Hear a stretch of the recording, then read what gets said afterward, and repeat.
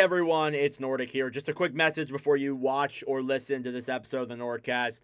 This episode was a struggle, to be honest with you. We had a lot of issues with our internet connection, and that's why sometimes I sound a little bit laggy, and the video itself looks a little bit laggy for the majority of the episode. So I wanted to apologize for that first off. There's a lot of strange cuts. Most of the podcast is okay, but once you get to the end, there is a little bit of different cuts we had to make because a lot of our connection would just die. So it was a very weird and a struggle of an episode, so I wanted to apologize for that. But regardless, here is episode number 123 of the NordCast. We hope you enjoy. Do people in Canada have cable, like other people? We keep this up in the playoffs. I don't care. And at Chili's. Is it a Chili's? Achilles. Finally. You don't know that? Fuck you! Get this guy the fuck out of here! Alright, well, coming in at number 5, I got Anthony Stolarz. Now! Jets are winning the cup! Thank you for watching and listening. Hello, everyone, and welcome back to another episode of the NordCast. It is Thursday, September 11th, 2025. I am your host here, Nordic97, joined with Carter. Carter, how are we doing? I'm very tired and tired. That's all that's it. I'm just tired. Yeah, I'm tired too. It's been one hell of a week so far. I pulled a close to 21-hour day yesterday. I was up for that long. It was brutal. Yeah, I'd work at 7:30 in the morning, and then I worked basically all the way until midnight, and then I had to make videos afterwards. And then I was up at 7 a.m. this morning to go to class. So, yeah, it was one hell of a day. But, again, another week closer to the NHL season. I just had my first event with the Royals, so that was obviously fun. But we do have some news that we're going to discuss here. We're going to start off with something a little bit unfortunate. One of hockey's all-time greats, and he unfortunately doesn't get enough credit because he didn't play nearly as much as all of the other goaltenders who do. Ken Dryden unfortunately passed away on Saturday of last week. So very unfortunate. This is a player who was literally one of the best goaltenders we've ever seen. One of the best goalies ever seen. He's only played 8 seasons in his short NHL career, but he put up some absolutely phenomenal numbers. He won the Stanley Cup and the Conn Smythe before even winning the Rookie of the Year award, which is wild on its own. He played 8 seasons, had 5 Vezina trophies. Like, if we're talking like on a percentage average here, that's over a .500 average of just Vezinas in his career. And then it's even more with Stanley Cups. He won 6 cups with the Canadiens. Just wild. And the reason why he retired so early was because it was, quote, too easy, like more or less. And then obviously he got into politics. He was a politician with Canada. I believe he was like a senator for Ottawa or something like that, or for Ontario or something like that. He was big up in the political world. He became a lawyer as well. And not only that, while he was playing in the NHL, he was getting a degree with Cornell, which is pretty wild too. So this guy is an absolute NHL legend. It's unfortunate that he is now no longer with us. Carter, just any thoughts on Ken Dryden? He's one of the better goalies of all time. Just didn't play enough to really get into the conversation of some of those guys, but he should be.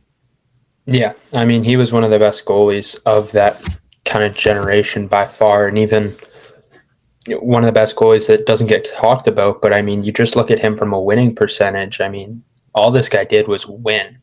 Like 62.5% win percentage when it came to Vezinas. Like, that is something that we will never see ever. Like, we'll never see it again. And I mean, we never saw it anyway, so I guess it doesn't really matter. But yeah, either way, this guy was a pure winner, and he had the stats to like back it up. He was. Sometimes, when you're scrolling on Instagram, you'll see clips of like old hockey, and you'll see these, old goalies and everything like that. And man, he looked fun to watch too. Ken Dryden looked like an absolute box office guy from his time. So really sad to see a hockey legend go.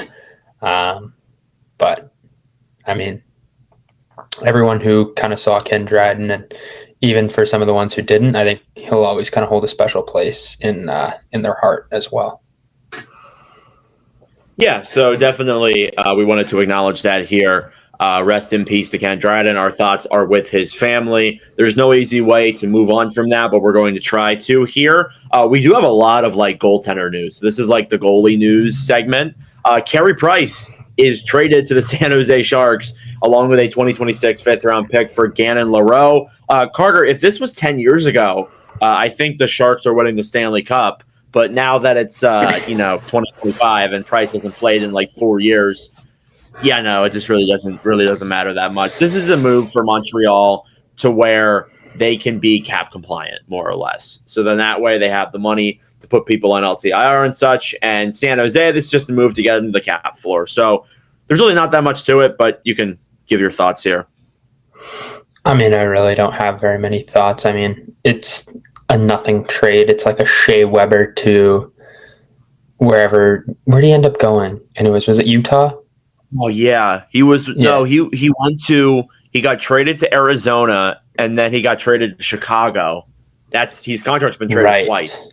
Right. So okay. Wild. So yeah, this is literally a post Canadiens Shea Weber trade. Like this has nothing to do with the player outside of just money. However, if we see Carey Price somehow come back, which would be absolutely hilarious. On the 1% chance. The 1%. On the 0.1% chance. Yeah, literally. That he comes back. I think it'd be really funny to see, but I don't think so. But I mean, hey, maybe he gets in one game, Sharks win the cup, and he's Stanley Cup champion. Jesus Christ. So not really a lot of thoughts there either. It's just like it's a minor league trade for salary cap.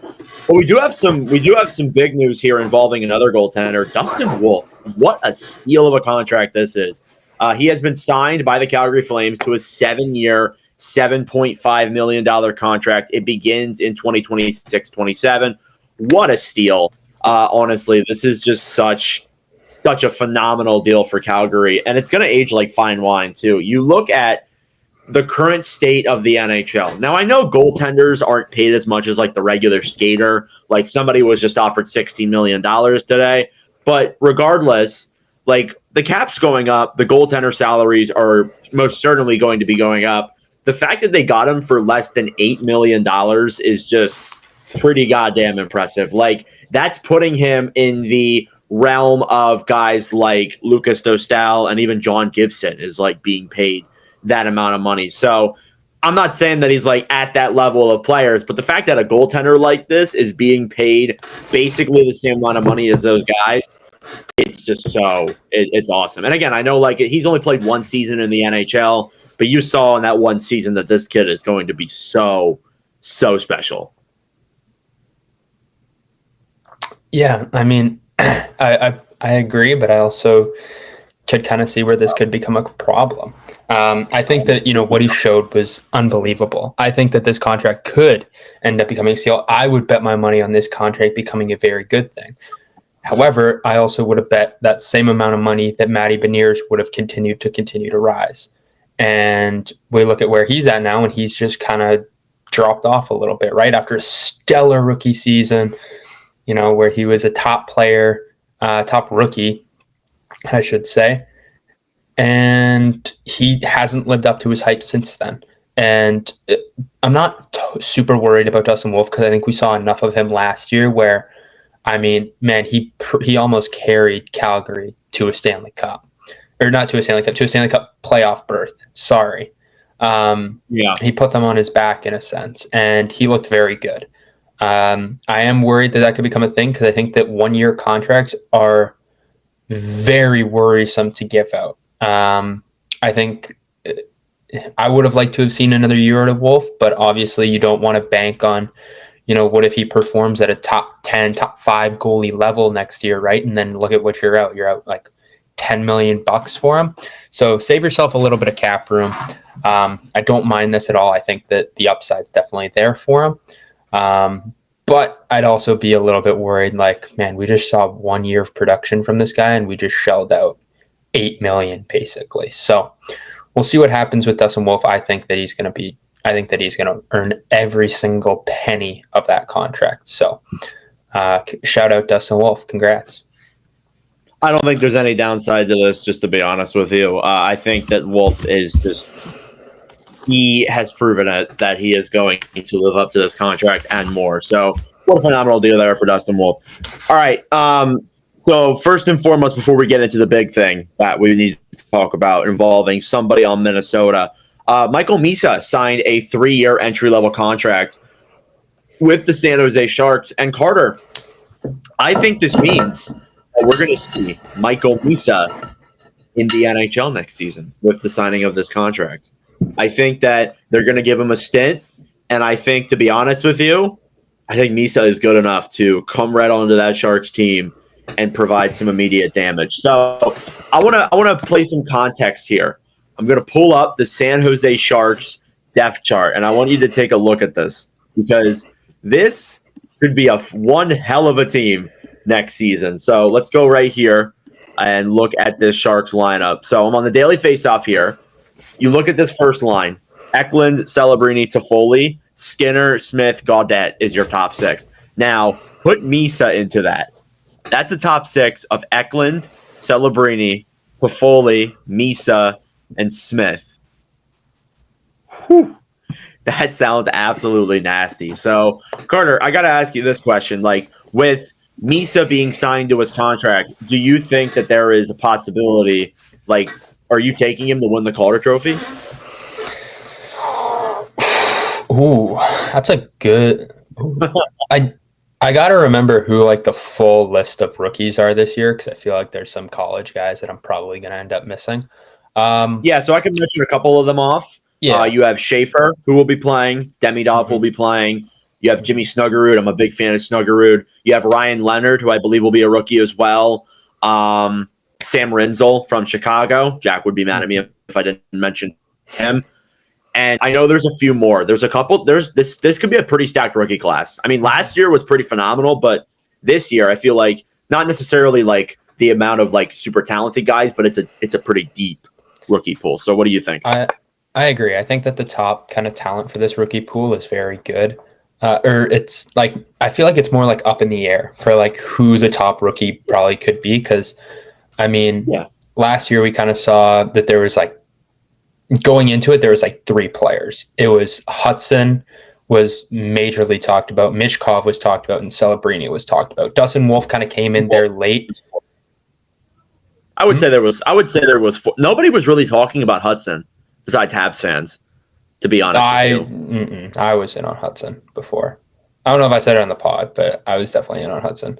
But whatever, I'll digress. But like this seems a lot more open, where like it could be so many different players. I think that this is a very evenly paced kind of rookie class. So I think that Misa's got a shot for sure. If I was a betting man, which I am, I would probably, unfortunately, put a lot of my money on Jimmy Snuggerud to win it. He would be my pick for the Calder. Ooh. I know we'll probably get into that later.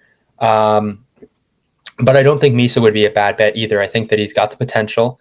I think he's going to get the chances to undoubtedly earn a chance to win the Calder. So, I'd expect to see Misa be in Vegas for the award ceremony, unless the San Jose Sharks are in the Cup final. Then it makes sense that he's not there. But however, I think Misa's definitely got a shot, but he would not be my pick. I will put it at that.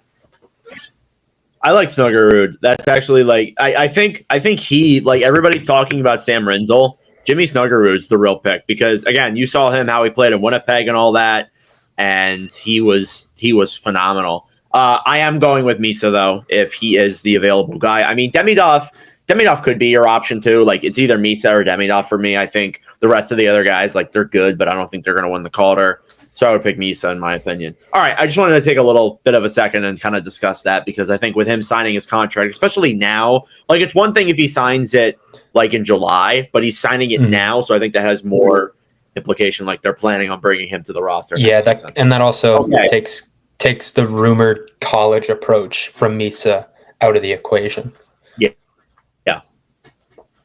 Yeah, you're right, because there was the Boston University thing that was a couple of months ago. So you're actually right. I wasn't even thinking about that. All right, let's talk about the big news. And this is when I saw this. I mean, Carter was going wild on the group chat that we have. No pun Kirill intended. Kaprizov reportedly rejected an 8-year.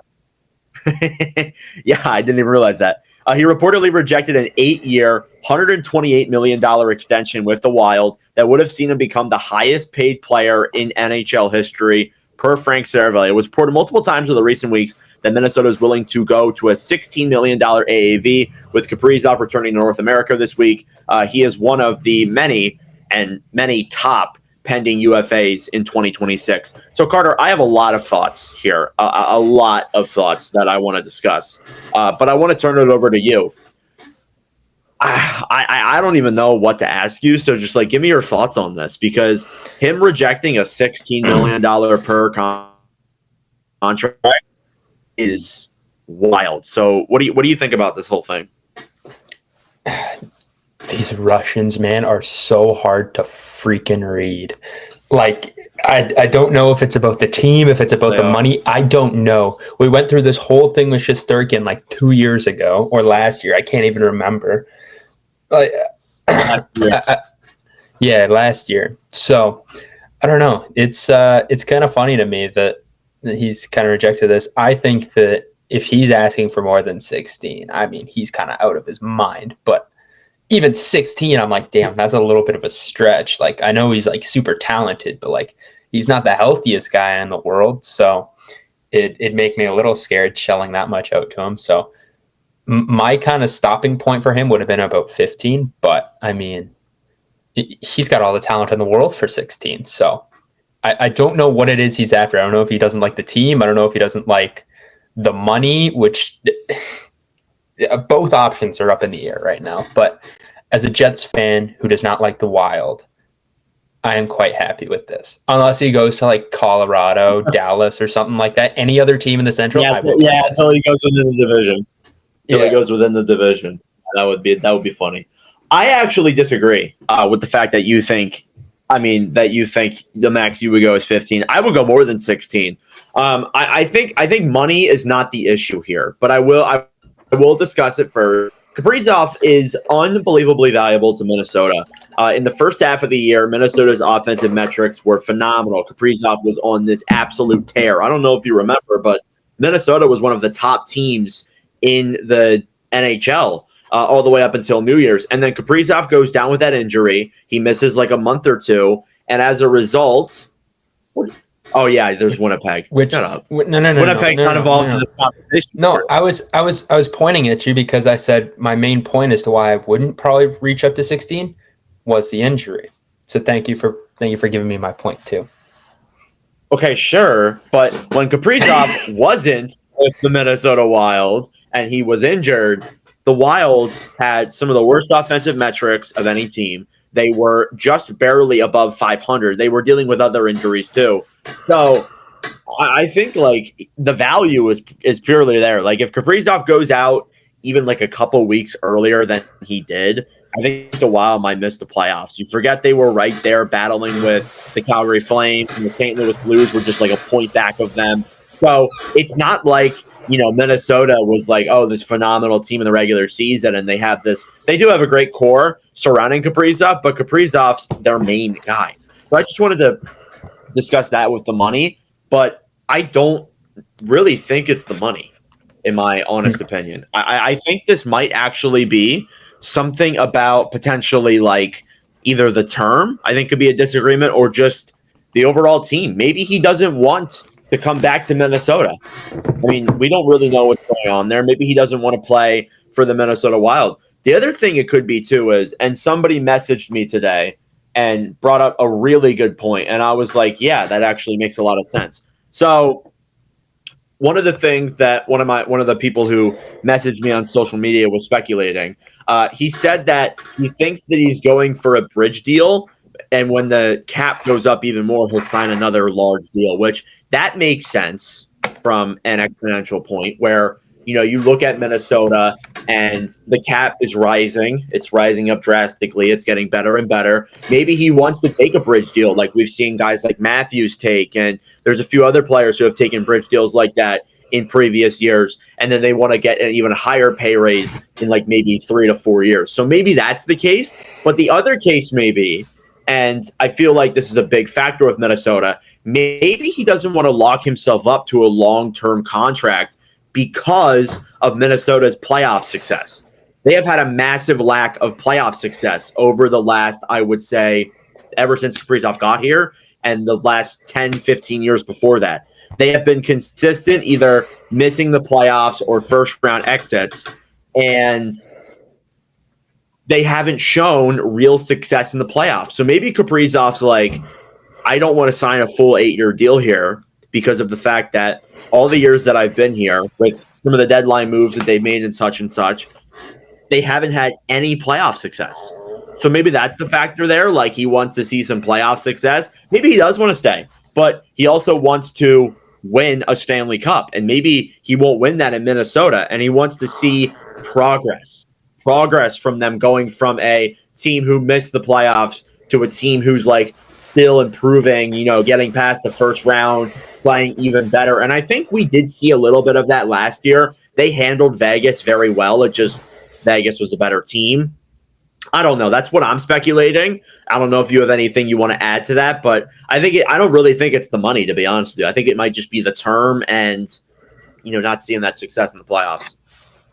Yeah, I think term's a good point there. I definitely do think that term probably does play a big factor into that, because I think that, I think we're seeing with a lot of these guys who are getting up there in age, McDavid in particular, who's been all over the headlines lately for his contract. They want to win. And I think that that's one of the biggest things right now is when their careers are all said and done. If Kaprizov wants to try to be one of the greatest Russians ever, he's going to need a Stanley Cup. I think that was the same thing with Ovi, what he was chasing earlier on in his career, like 10 years ago. He needs a cup. Everything about him was, he's an amazing player, but he doesn't have a cup. And when Kaprizov starts getting up there in age, when he's in his prime, and he's not even competing for a Stanley Cup, it's kind of like, well, is he really the greatest Russian? He can't win. He hasn't won in the playoffs yet, right? So that's why it's kind of hard. That's why, some other players who might not have the cup but get to the playoffs and perform really well, and the regular season might not be as good. Like, you look at Jordan Binnington. I mean, he's gets this thrown out at him that he's not a good goalie, especially by me and sometimes by us in general. Is like, he's not a good goalie, all this and that. But then you watch him in the playoffs when it matters, and you're like, he's a Stanley Cup champion. He knows how to win. Like, he could go down as an amazing goalie for Canada. Not the greatest ever, but he could go down as a great Canadian goaltender. So I think that that's something that definitely is going to start. We're going to start seeing a lot matter more to these players, because at the end of the day, so many of these kids and now young adults are realizing, like, man, I'm running out of time to win a Stanley Cup, and everybody's dream is to win a Stanley Cup. It's not to score, 1,000 points in the NHL. It's not to be, the best player on your team all the time consistently. It's about winning a cup. It's what every kid dreamed about, and I can guarantee that's probably what's going through Kirill's mind as well. So if it is money, then bridge deal, and then he'll get his money once that bridge deal is up, and he can kind of figure out what percentage of the cap he wants to take. But I wouldn't be shocked if it's just about winning. Yeah, I wouldn't be shocked. I mean, I wouldn't be shocked if it's about money, because there's a lot of Russians who tend to be like, I want to be paid this and only this, and maybe that wasn't enough for Kaprizov. I really do think, though, like, it is about winning, and like how this team has not been able to go far in the playoffs ever since Kaprizov was even drafted in 2015 by the team. So that's a factor there, I think. Now I'm going to pull a Canadian and make this about the Edmonton Oilers in some way of the imagination. So you see Kaprizov reject this $16 million contract. What do you think this means for Connor McDavid? Because McDavid is better than Kaprizov, right? Therefore, that means he should be paid more money. Yeah, that means he should be paid more money than Kaprizov. So, like, either way, whether he signs that $16 million deal or he rejects that $16 million deal, I got to be blunt with you. That is bad news for the Edmonton Oilers. What do you think? Here's the thing. I don't think that McDavid will be signing for anything more than 14. Really? Listen, I'm going to give you the same logic I gave for Kaprizov, right? Okay. Connor McDavid, I don't think is like Kirill Kaprizov. Connor McDavid's better than Kirill Kaprizov. However, Connor McDavid also knows that in order to build a team around him, in order to have a guy like Leon Draisaitl either on his wing or as his second line center, to have a guy like Zach Hyman on his wing, to play with a guy like Nugent Hopkins, to have a great defenseman like Evan Bouchard, right? The money's got to come from somewhere. And it can't come from Connor McDavid taking up 10% of the cap. Well, it won't be 10%, but whatever the percentage is, it can't come from Connor McDavid taking up a good chunk of the cap. And he knows that. The Oilers know that. And if he truly does want to win a Stanley Cup in Edmonton, he's got to realize that a pay cut is what's got to happen. So if the number's 14, then why hasn't he signed yet? Because because here's the thing. Like it could be the money. I don't know. But in my opinion, I think that Connor McDavid knows that if he wants to win, he's gonna have to take a pay cut than what he can get on the open market. But if he's like, I don't believe in what's going on here in Edmonton, I don't know what's gonna happen here with the Oilers, I don't know if I can win a cup here because of these contracts, these players, these guys, right? It's that is what can also take effect into him, right? And you could be like, well, I'm just going to throw this team is not even like going to be in a question maybe, but like, let's say I like what San Jose has there. I'm not saying he's going into San Jose, but like, just hear me out. If there's a team out there where he likes, I can build something over there. I can be, well, of course, he could still be the number one guy anywhere, but I can be the number one guy. I can lead these guys to a championship. There's players around me that can like help build me up. We're not so top heavy. There's depth. There's everything. We got good coaching, good goaltending, all of the above. Maybe he goes out and does that. I don't know. I'm not an insider. I don't know Connor McDavid personally. This is just like a speculation that we're having with him because we don't know anything. Right, we're two kids that we're two teenagers that are just talking, right? Yeah, we're talking out of our asses right now. We don't know anything. We don't know. I'm not sitting across the table from Connor McDavid in contract negotiations. I don't know what's going on. But if I was put in the position of Connor McDavid and I wanted to win in Edmonton, I'd have to figure out, I think I'm going to have to take a pay cut if this is where I want to win.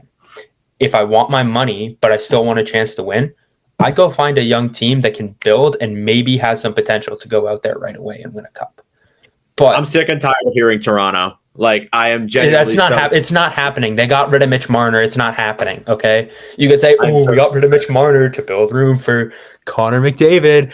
Ooh, Tavares took a pay cut just for Connor McDavid. Ooh, no, it's not happening. Get your head out of your ass. Yeah. Shut up, guys. Like, oh my God. Oh my God, listening to all these podcasts. Oh, he's coming here. He's coming. Well, I saw there's this one person, like only 350 days until McDavid's a Maple Leaf. Shut the hell up. Seriously. Here's the thing, Nordic. You think you have it bad. You do not have to deal with MLSE every day. That's true. I live in America. I don't see it all the time. Yeah, I mean, again, like, you know what I think is going to happen with both McDavid and Kaprizov? They probably sign, in some term of the aspect, a bridge deal, and they get paid still a shitload of money, but they only sign for maybe like 4 years. So then that way, when their contract is up and they're done, they can either take way more of a pay cut, get paid way more money, or they can go somewhere else to win. That's the way I see it. So that's what I think should happen. I'm not saying that's what will happen, but regardless, that's what we're going to leave it at there with the Kirill Kaprizov situation. Moving on from some of the news around the league, we did have one thing that we wanted to discuss, but we're just going to skip over that here. And Carter, we're going to talk about our consensus centers list. So Our we've been doing the final goaltenders, one. defensemen, wingers. We're on to the last one. It's the consensus centers list. So no Jack here, unfortunately, to join us. So we get to make fun of him without him defending himself. But regardless, Carter, let's hop right in. All right, we will hop right into it. So, as I've said in every single podcast, this is our consensus ranking. We give a player a rank 1 through 10. We assign a point score to that player in that position. So obviously, if you're the top number one guy, you get the most points. Pretty straightforward. We have 2 honorable mentions here today of guys who did not get into our top 10. Nordic, none of the players that are in our honorable mentions are from you or me. So Jack has They're 2 from honorable Jack? mentions here. Oh my God. They're all from Jack. Oh, Jesus. So Jack has 2 honorable mentions here, so he's not going to be able to talk about them, unfortunately. Oh, no. So I'm going to start with the 2 honorable mentions here. So our first honorable mention is Mark Scheifele.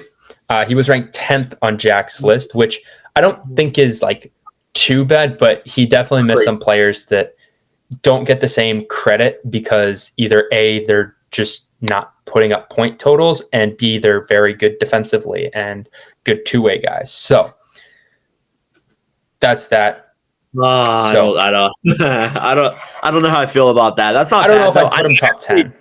In my opinion, I do think I have Scheifele. Like I'm still so far behind on my top 50 players from each position, but I'm working on my centers list. I believe Scheifele is like 11 or 12, so it's not that crazy, but yeah, means he was right there for me. I would put over him, so we'll see. He was right there for me, so I wasn't sure kind of where to put him. And then at our second spot, who did not make our top 10 as well, our last honorable mention here, also from Jack, had him at 9, is Nick Suzuki. So not honestly the worst pick because he does put up points. He is also great two-way, but I don't know. I just feel like the guys that I have on my list are higher up than Suzuki, but I do think, again, Jack's kind of hitting it on the coffin. I think that both those players are right there. Yeah. Suzuki was just outside of my list. I think I have him around 12 or 13. I think there's a few other centers that are better than him. This is also Suzuki's first year of really being an elite center. So, like, I know he's been very good in previous years prior, but this was his first year where I seriously looked at him and I'm like, this guy is an elite. And honestly, I could even argue maybe even a franchise number one center. So this was the first year I really seen from that. I need to interrupt you for a moment because we just got a tweet from NHL News, Puck Report, talking about Bill Guerin and the Kirill Kaprizov situation. So Guerin said, quote, "I know 2 things. That info didn't come from us and that it didn't come from Kirill's agent. I don't know where it came from." So just want to drop that little bit of a thing in there while we continue our centers list. So Carter, carry on. Okay, cool. So everything we just said about, Kirill Kaprizov is probably Pretty wrong, much. but however, we move on. Yeah, we digress. pretty much. All right. At number 10, we have Sebastian Aho. Nordic, you and me both had him at number 10. So he edged out Suzuki. I changed the point system to where it was 0.5. So technically, if we were on the old point system, they would have been tied. However, I was able to change that. So now they fixed that. So Aho is at number 10. I think that he is a very, very, very good two-way center. I think he's one of the better ones in the National Hockey League outside of a guy that we're going to get to in a little bit here. But I think that he's very good. He's been so solid on Carolina for like the longest time. I feel like he's super consistent when it comes to everything about him. So I'm very, very happy to have Sebastian Aho making our consensus top 10. Nordic, what do you got? Yeah, that's completely valid. I think I had Aho actually at number 10, so that's completely valid placement there for me. I got no complaints. Aho is so incredibly underrated. I mean, Carter, do you remember when we were discussing Aho in the playoffs? Didn't he score every single overtime goal for Carolina this year? Every single one. That's some shit right there. Yeah, this guy's phenomenal. That stuff like that doesn't happen to players who aren't elite. They happen to the elite players. So if you need any more confirmation on Sebastian Aho, there it is. There's your fun little stat. So coming in at number 9, we have Braden Point. He came in at number 9 for me. He came in at number 8 for both you and Jack. I think that Braden Point has slowly started to put himself into that top 10 center realm recently. I feel like if we did this 2-3 years ago, he might not be here. But I think he's been so good over the last little bit. And I think he was really, really good this year. Since the loss of Steven Stamkos, I think he performed at an unbelievable level. He's, again, a lot of these guys have been consistent. He's been consistent over the last 2-3 years, right? He's been super good. He performs in the playoff. He hits, he skates, he shoots, he scores. He does it all. He passes. He does everything. He's very, very good. He's a guy that I would love to have as my number 1 center. But I think that Braden Point is, honestly, out of the guys that are probably on like our top 10 list, I think he might be one of the more underrated ones that we have. I agree. I mean, being number 9, like I think I think him being at that ranking is just a little bit too low, to be honest with you. Even like as somebody who probably ranked him low. Yeah, I think that he brings incredible value to Tampa Bay. He hasn't been as like I feel like in 2020 when they were in the playoffs. So like I remember that year especially because it was my first year of doing YouTube and stuff. But whenever he was in the lineup, they would win. Whenever he wasn't in the lineup, they'd lose. It was just like night and day with him. The value he brought to that team was phenomenal. And honestly, being at number 9, even at this point, I think a lot of the guys who are above them are still phenomenal players. But yeah, very underrated player for sure.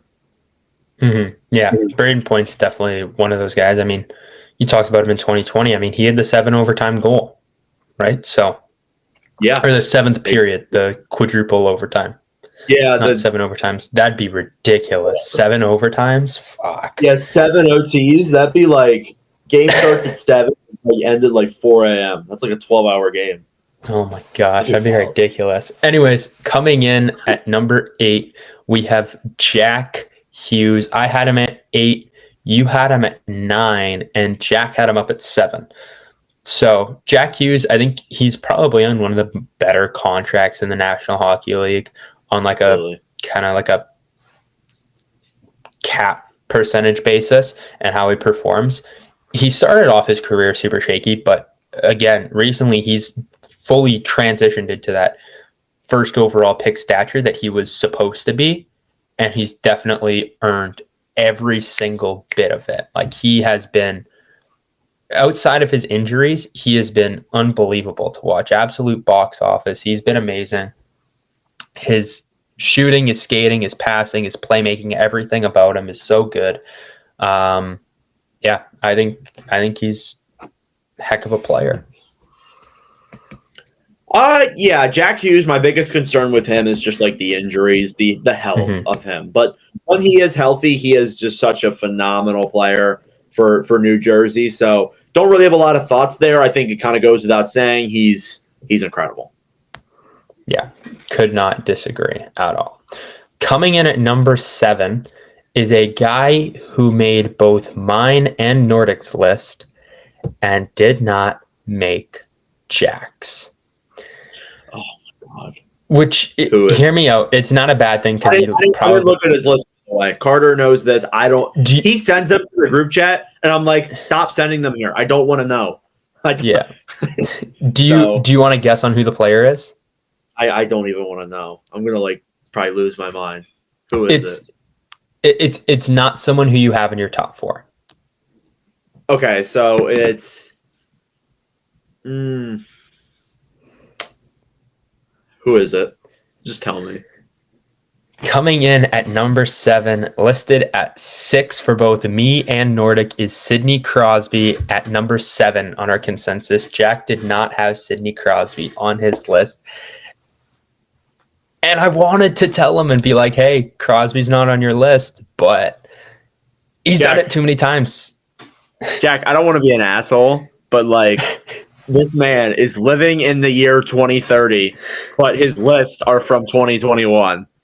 Like, oh my God. Having it up at number 4 on his defenseman list, and then, not having Crosby on his centers list. Dude, this is crazy. Like, I mean, look, Crosby is Crosby. He is still phenomenal even at his level. He's scoring at a point per game pace at like 37. So that's also something you want to look at. But my God, like not having him in your top list, it's like it's not that crazy. Like, maybe he's like down below like number 8 or number 9. You can make that argument for sure. But even at his age, he's still phenomenal. I don't get it, Jack. Jack's gonna have some explaining to do next episode. Man. Yeah, we can talk with him about that.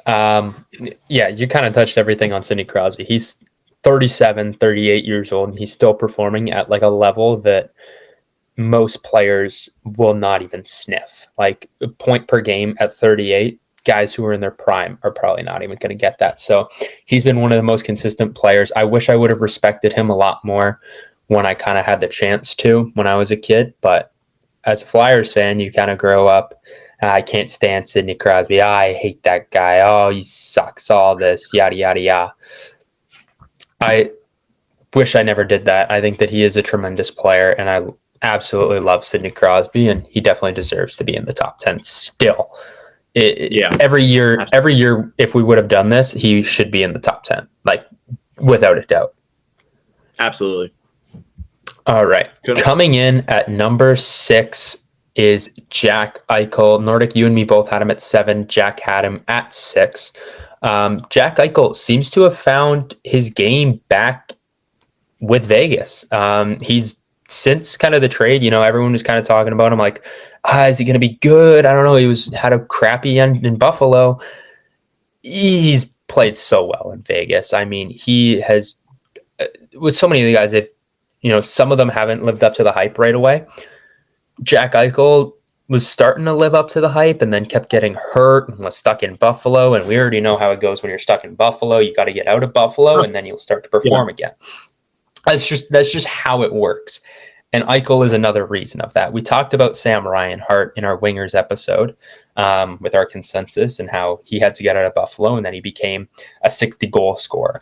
Jack Eichel had to get out of Buffalo to become an absolutely elite two-way center and a very, very good two-way center, to even put it at that. So, Nordic, what do you got on Jack Eichel?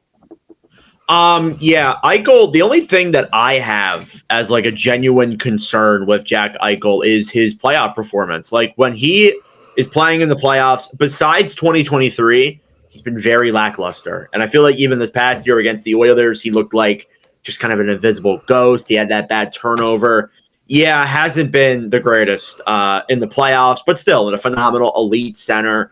Is creative at making plays. He's still got that dynamic style. And seeing him with Mitch Marner this year is going to be pretty exciting.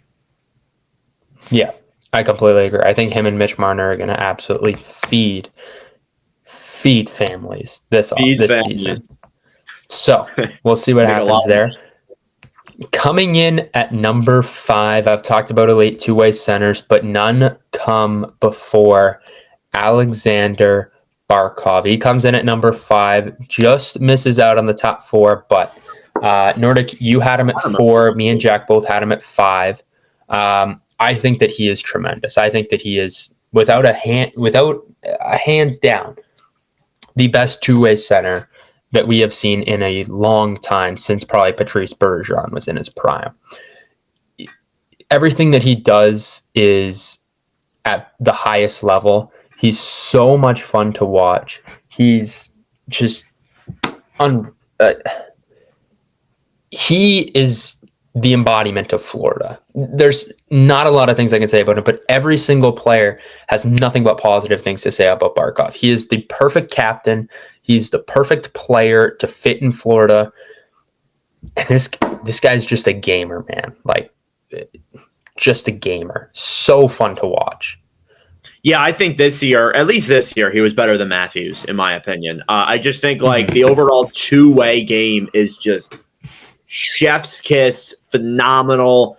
He is incredible and honestly brings so much leadership and value to the Florida Panthers. He's just, I don't even really need to go into that much. He's incredible. Yeah, there's not a lot to say because I think his play speaks for himself. Coming in at number 4 is Austin Matthews. He's a year removed from almost scoring 70 goals. He was at 69 and hit the post in his last game that could have put him at 70. Was not able to do it. I think, he was so good last year. Or 2 years ago. This year, he was dealing with a lot of injuries, had to go to Germany to deal with his foot. And that's kind of been bugging. That was kind of bugging him all season. That's kind of what the rumors were. Still was able to put up, 40 goals? Yeah, 40? I think he had 42. Yeah, I believe. So still puts up, I talked about it with Crosby and his point per game with, most guys never being able to sniff that. Matthews did that in a down year. He scores 42. Just absolutely unbelievable stuff out of Austin Matthews. So very, very impressive stuff from him this year. Again, a little bit disappointing, especially because, he scored 49 the previous year. You kind of expect, something similar to that. Maybe he doesn't score 60, but he scores 59 or something like that. The drop off did kind of suck to see from a fan perspective, but as a Leafs hater perspective, it was definitely a fun one to watch.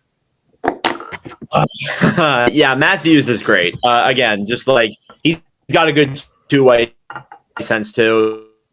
The scoring is phenomenal. I just think it's weird because it feels like every other year with him, he just has a down season or deals with an injury or something like that. So that's why he's a little bit lower on this list this year, in my opinion. But probably next year he will be, again, at number 4. It's just kind of interchangeable with me. But yeah, I think we know who the guys in the top 3 are, but would you like to reveal the order of that such top 3?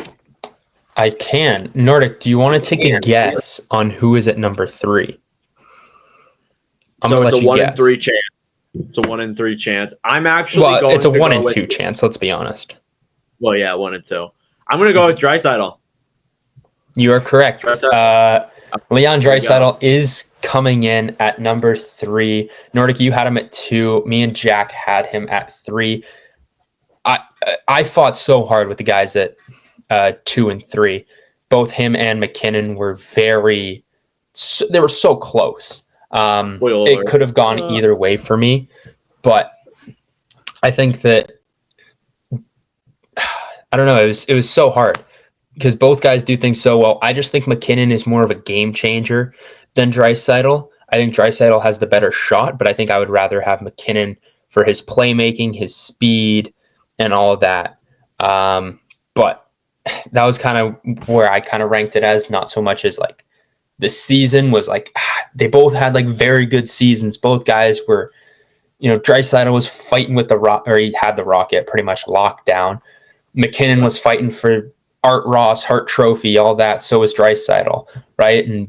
But McKinnon kind of edged him out there, and man, it was such a fun battle between those two. So yeah, I had Draisaitl at 3, McKinnon at 2. Both guys absolutely tremendous, but I think that the skill set of McKinnon is what kind of puts him a little bit over Draisaitl for me. Draisaitl played a lot better in the playoffs this year than he did last year, mainly because of the fact that he wasn't injured. He scored a lot of notable overtime goals this past year for Edmonton, whether it was Game 1 of the Stanley Cup Finals or Game 4 of the Stanley Cup Finals. Draisaitl was great. He also scored Game 2 of the Vegas series as well. So this guy just loves to score playoff overtime goals. He is incredibly valuable in that way. So moving into number 2, I think we know who number 2 and number 1 are. So let's just hop in. Yeah, I kind of already said my piece on number 2, Nathan McKinnon. I think that his skill set is just absolutely tremendous. He's I don't want to say a Timu Connor McDavid, but he's a little bit down on some of the points as Connor McDavid. They both possess the same skill set and same kind of things that they excel at it. Just McDavid does it at a much higher level. Nathan McKinnon, I think, is absolutely amazing.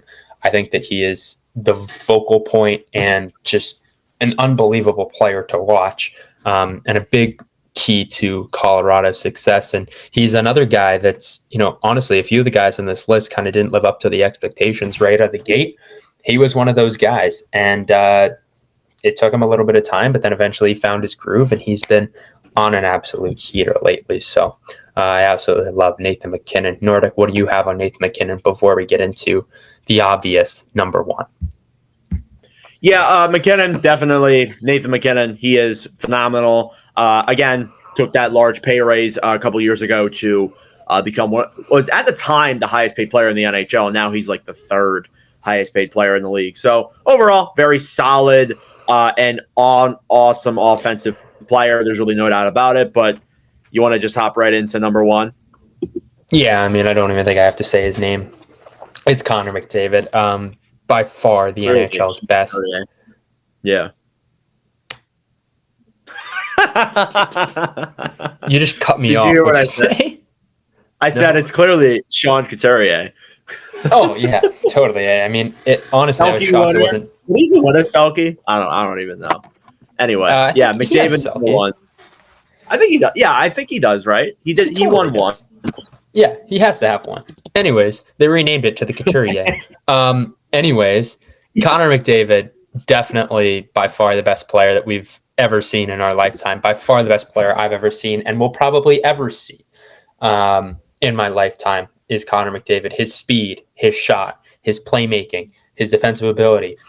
Honestly, he probably has one of the best mindsets in the NHL. I mean, this guy is ready to win.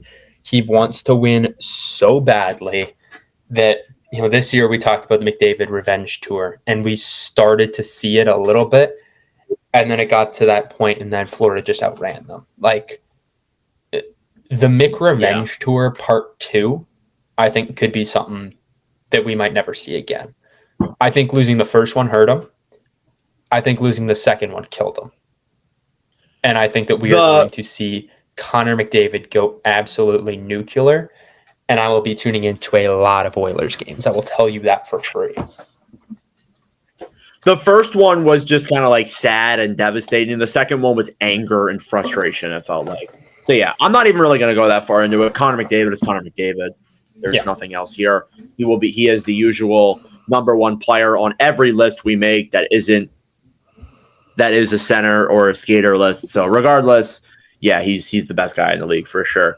All right, so that's your consensus centers list. We have now gone through every single list relating to each positional ranking. Now we are going to hop into some non-hockey talk. We're going to discuss Carter's NFL power rankings for week 1.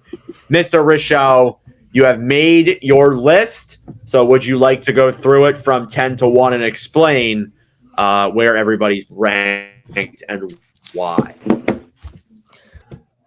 Coming in at number 1, I have the Philadelphia Eagles. They kind of went in on a kind of a slow start against the Dallas Cowboys, but they're the reigning Super Bowl champions, so I'm going to give them a little bit of slack. I thought they played pretty well outside of the penalties and losing their best defensive player on literally before the first snap of the game.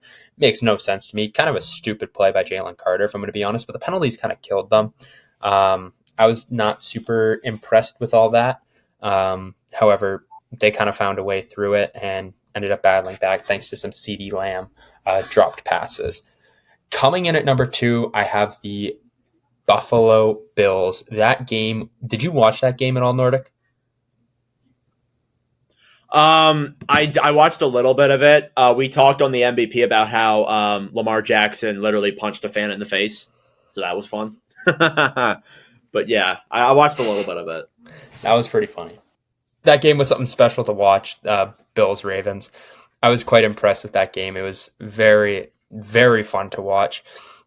The fact that Derrick Henry fumbled that right late and then gave the Bills a chance, I thought was absolutely shocking.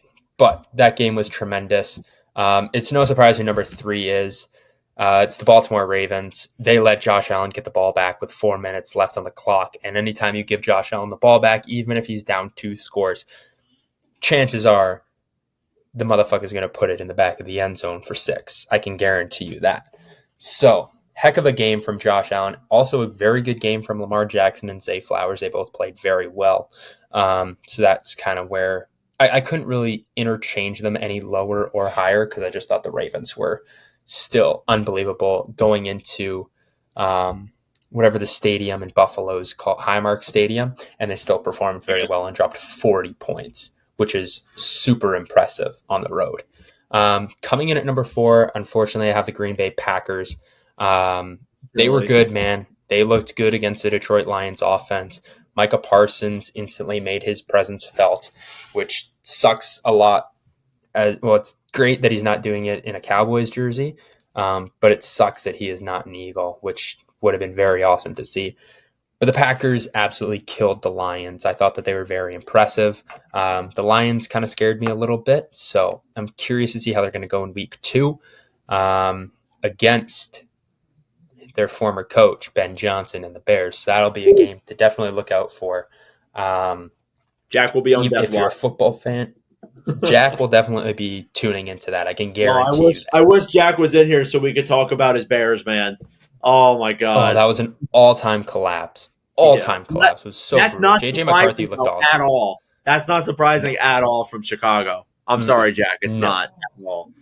They're used to choking.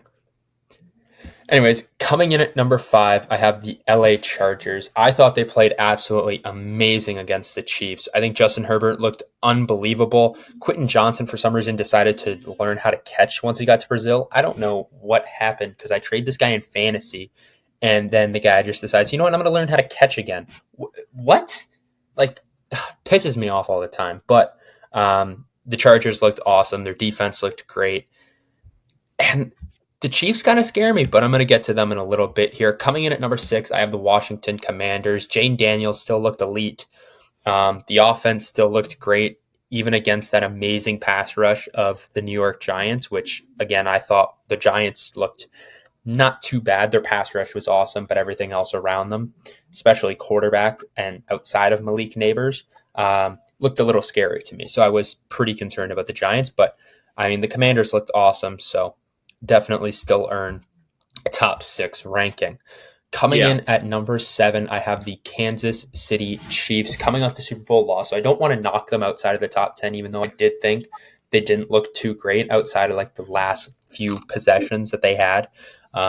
Because anytime Patrick Mahomes has the ball and he's losing, he might not fully have lost. So I thought he looked very well, very good. They lost Xavier Worthy, so that wide receiver room is bare to the bones. I'm quite scared for them there. Their defense looked brutal. I was not a big fan of their defense. It's getting old. They got to start getting some youth in that team. Otherwise, they're probably going to waste these, years of Patrick Mahomes. Because I don't think that Mahomes, he needs receivers, man. He needs receivers. He can't keep throwing to he can't throw to Travis Kelce all day long. He can't throw to Hollywood Brown all day long. So we're going to have to see what happens there. But there might be, it's getting close to panic button time if you're a Kansas City Chiefs fan. Coming in, the George Kittle and Brock Purdy news. Both of them are going to be out for a decent amount of time. George Kittle was placed on the IR, but I thought that they played very well against Seattle. They're definitely going to drop down my list unless they absolutely blow whoever they play this week out of the water, which is a possibility, but I don't know without, your star tight end and your, star quarterback you literally just paid $50 million to. Sucks that he's hurt, but we'll see. I thought they looked very good against Seattle, and they kind of carved up that supposed to be good Seattle defense. So we'll see what happens there. And also Ricky Pearsall looked awesome as well. Coming in at number 9, a team I didn't even expect to put into a top 10 at all this year, the Indianapolis Colts. Dude, I don't know if you're a big football guy and you caught a lick of this game, but Daniel Jones looked he looked good. I don't understand. He looked good. The Dolphins also looked horrible. They will never sniff a top 10 list. I can promise you that. He looked good. Tyler Warren looked good. That offense looked good. The defense looked good too. And the Dolphins just looked horrible. Tua looked bad. Achane was all right. Waddle and Tyreek were meh, but that's because Tua was bad. So kind of didn't really help them a lot. But the Colts are definitely going to be a team to look out for, man. I don't see them making it very far in like the playoffs, but as of right now, for a week 1 overreaction list, I kind of have them pretty high up on my list. Coming in at number 10, a team that just teeters around that 9-8 territory. I have the Pittsburgh Steelers. I thought that defense was not very good, but I think they looked good. the Jets O-line was awesome. I was a big fan of that. If that defense can continue to be very good, I thought Jalen Ramsey looked good too. I was quite pleased with him. Their defense is good. Aaron Rodgers was absolutely slinging it, looking like vintage Rodgers for some reason. I don't know what New York does to like quarterbacks outside of Justin Fields because he looked very good in week 1. I don't know what they do to quarterbacks, but man, as soon as he got out of there, he looked great again. Good work, Carter, on your NFL rankings. We'll be back next week for week 2. To wrap this up, we did a little bit of a fun thing last episode where we looked at the prices of wieners for every NFL team. Well, now we're transitioning over from the NFL over now to the MLB, and we're going to talk about the prices of beers per NFL team. The price of one cold one per MLB team. So, as always, we're going to guess the cheapest, and we're going to guess the most expensive. Only Carter will have no help this time with Jack. Jack guessed all the ones correctly last time. So, Carter, which one do you want to start with? You want to start off with cheapest or most expensive? Because I think the cheapest one will be easier for you. I'm going to start with the cheapest.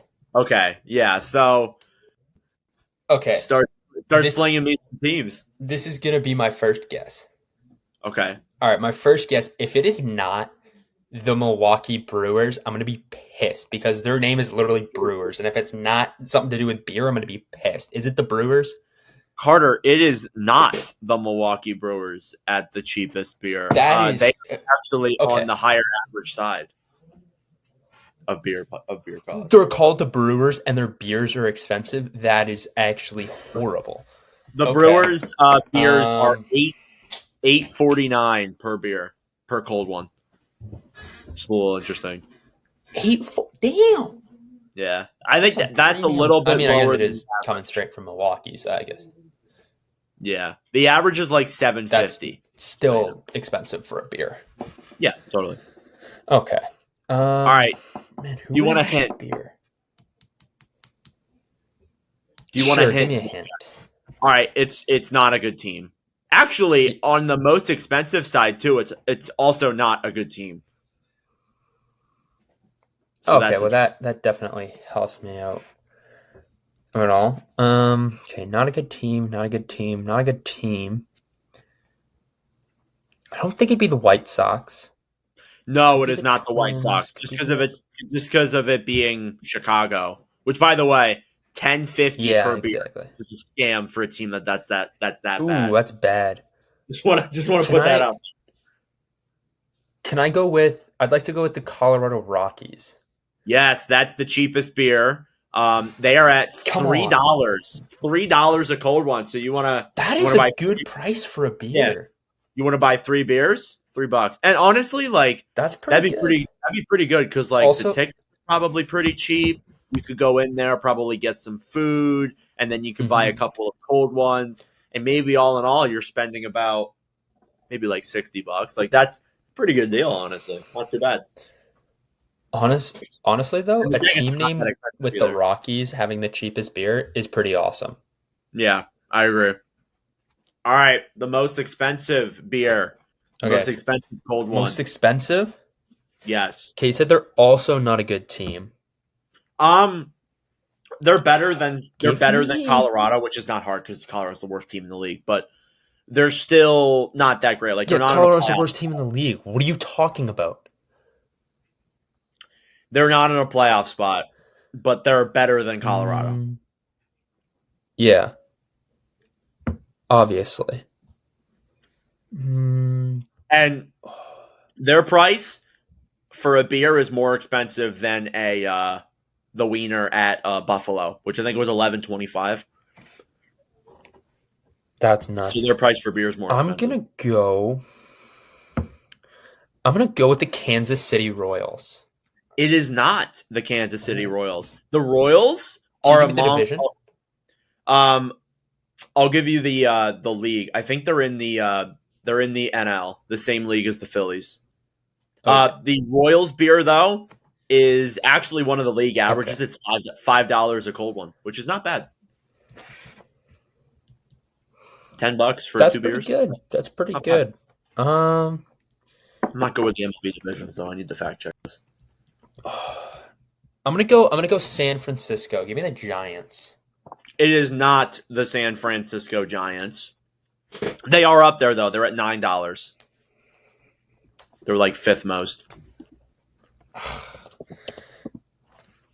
Okay. Final guess. I'm gonna cross out the National. Actually, it could be the Nationals. Not in the playoffs. I don't think it's the Marlins. I don't think it's Miami. I don't think it's Arizona. I don't think it's. Could. Okay, I'm gonna take 2 more guesses. I'm gonna guess the Nationals and the Reds. Those are my last 2. It is the Nationals with the most expensive beer. You want to guess how much it is, Carter? So the 2 worst teams. The 2 worst teams have the How cheapest much? and the Ooh, most give me- expensive cold ones. It's wild. You want to guess the price? Give me $12. $12. $15.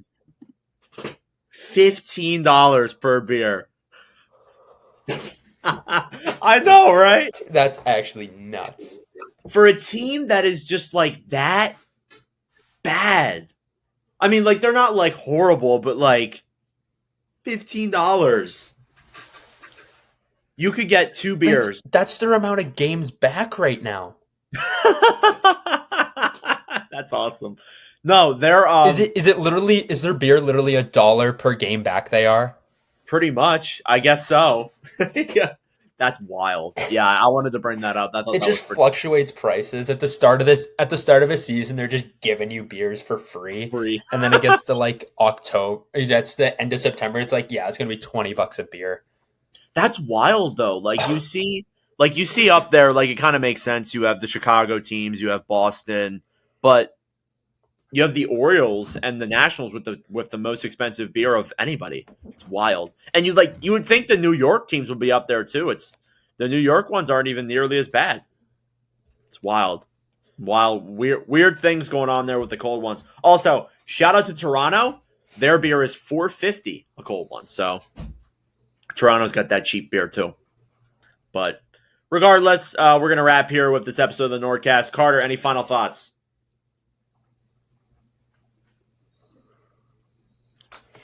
Nothing. Hockey is almost back, folks. Less than a month. October 7th. We're going to probably have somebody on the show next week to talk about that stuff. Somebody special who's been on before. But regardless, that'll do it for us today. Thank you for watching. Yeah, I know. We'll see you in the next one. Thank you guys so much for watching or listening to yet again another episode of the NordCast. If you enjoyed, please subscribe down below or follow us on Spotify and Apple Podcasts. If you want to follow us on TikTok, we are at NordCast. If you want to follow us on Instagram or Twitter, follow at NordCast_. That'll do it for this episode. I'm Nordic. Thanks for listening from all the crew, and we'll see you guys in the next episode.